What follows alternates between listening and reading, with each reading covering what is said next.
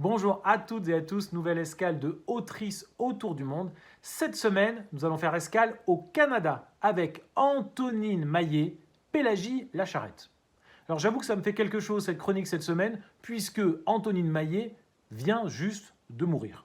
Je lui dédie donc cet épisode. Ce roman, Pélagie Lacharette, a été publié en 1979 et il a reçu le prix Goncourt. C'est donc un joli clin d'œil puisque c'est une autrice québécoise qui est publiée en France et obtient le prix le plus prestigieux de la littérature française. L'histoire, c'est l'histoire de Pélagie, surnommée Pélagie Lacharette. Au XVIIIe siècle, des habitants d'Acadie, les Acadiens, ont été déplacés contre leur gré dans ce qui est aujourd'hui les États-Unis.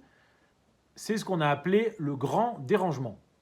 Après des années d'exil, Pélagie décide de prendre sa charrette, ses bœufs, et de remonter vers son Canada qui apparemment lui manque tant. Ce roman raconte donc l'histoire de cette épopée sur plusieurs décennies. Pélagie va progressivement être rejointe par des gens et on suit leur périple le long de la côte est des États-Unis. Ils passent par Baltimore, par Philadelphie et ils remontent jusqu'en Acadie. C'est un roman qui m'a laissé une impression étrange, puisqu'il est écrit en ancien acadien. Donc, c'est extrêmement intéressant d'un point de vue littéraire de découvrir l'ancien acadien, l'ancêtre du français, avec des mots, des expressions totalement désuets. Je comprends que ce roman ait eu le prix Goncourt, c'est vraiment une pierre importante dans la littérature francophone. Néanmoins, j'avoue que cette écriture a été parfois un peu difficile à comprendre. Il y a eu des moments où j'avais l'impression de lire dans une langue étrangère. Voilà. Donc je comprends que ce roman marque la littérature et a été récompensé. Parfois, j'avoue qu'il m'a un peu laissé de côté et je voyais Pélagie remonter vers le nord en me laissant sur le côté. Je vous ai ramassé quelques phrases en chemin pour que vous puissiez vous faire votre propre opinion. D'accord, qu'on n'en parle plus. Mais Pélagie savait qui en reparlerait le premier. Et à coups de dia, elle remit les bœufs en marche. La charrette de la mort pouvait aller embourber dans les marais de Géorgie. Elle, Pélagie, conduirait les siens dans la charrette de la vie. Belloni hocha la tête et ne répondit pas. Elle devait pourtant savoir, Pélagie, elle, la veuve du grand dérangement, que la vie n'épargne pas plus les hommes que les peuples, que pour grandir, il faut laisser la peau de l'enfance derrière soi. Les gens de la mer ont une propension au bleu. C'est vieux comme le monde et une tendance à creuser du regard, comme s'ils n'avaient jamais fini de fouiller l'horizon ou le firmament.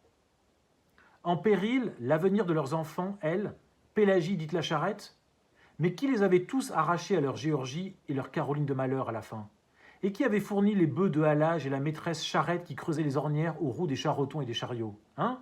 Et aujourd'hui encore, à l'heure où les colonies commençaient à se soulever les unes après les autres et à guerroyer contre l'Empire, à l'heure où la terre d'Amérique se mettait à trembler sous les sabots des chevaux de bataille, à cette heure-là, qui tenait au creux des mains la boussole qui pointait son aiguille vers le nord?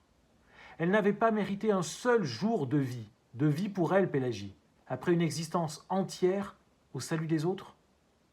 Et dans sa poche de devanteau, elle enfouit aussi des mots anciens, invendus à cru de la goule de ses pères, et qu'elle ne voulait point laisser en hérage à des Goths étrangers.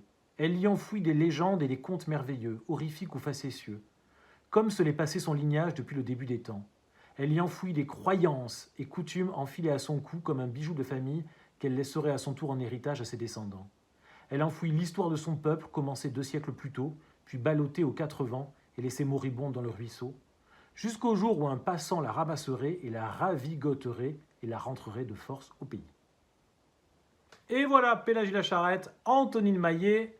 Dites-moi dans les commentaires ce que vous en avez pensé, est-ce que vous l'avez lu? Et on se retrouve la semaine prochaine pour une nouvelle étape de Autrice autour du monde. Bonne lecture.